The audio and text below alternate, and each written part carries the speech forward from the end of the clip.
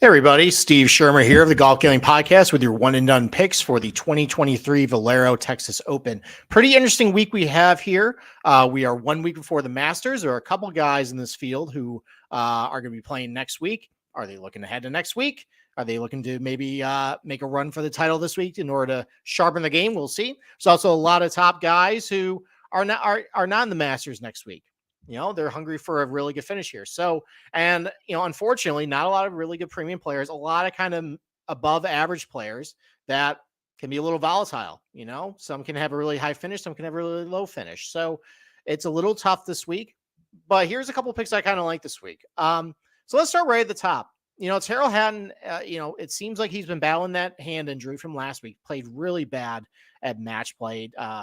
Is that still an issue? We'll see. But he hasn't withdrawn from this tournament yet. So you have to assume that all systems are go, especially with the Masters next week. And if he is healthy, and if he is going to stay in this field, he actually is pretty good course fit for TBC San Antonio. I mean, obviously the tee degree numbers have been really good for Terrell Hatton. Despite the fact that he was pretty lackluster at match play. Despite all that, though, he hit his irons pretty good at match play. He was pretty good around the green as well. So those are two pretty key areas for Valero.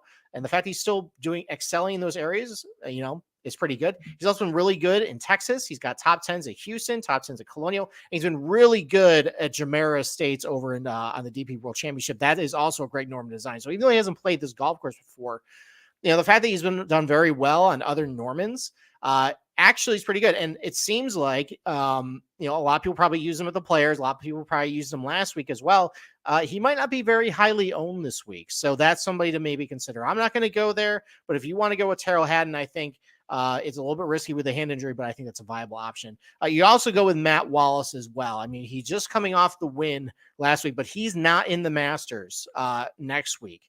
Just winning an opposite field event no longer gets you into the Masters. So he's been riding really good irons over the last couple of months or so. Around the green has been really good too. And he has a really good finish here at TBC San Antonio. He did really well in the year that Jordan Spieth won in kind of windy, bad weather conditions. We might see that the first couple of days at TBC San Antonio.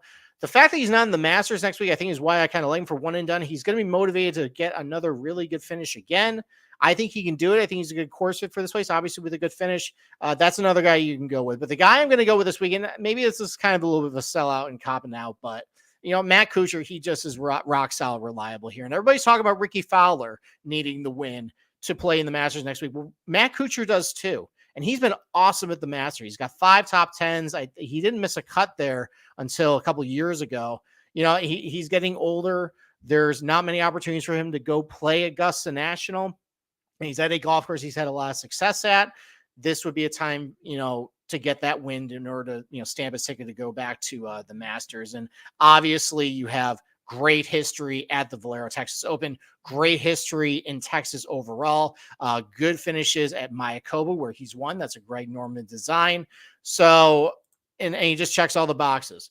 His iron's been pretty good. They've been a little bit up and down lately, but he's had some spike weeks. Obviously, really good around the green. Great bunker player, great putter too.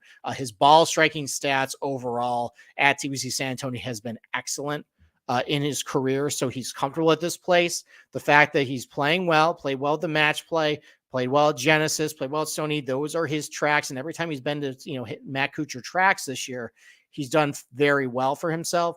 We're going to another one this week. So maybe if it's a little popular, but I'm just going to go with Matt Kuchar. I just don't want to step on a landmine and pick another guy who's going to miss the cut. So that's my one and done pick of this week, Matt Kuchar. With that, go rate and review the Golf Gambling Podcast on Spotify and Apple. Leave us a review. We're always thankful for anybody who does. Really helps us out. And then subscribe to our YouTube channel where you can see all our videos every single week, including this one. So with that, good luck with your one and done picks for the Valero Texas Open.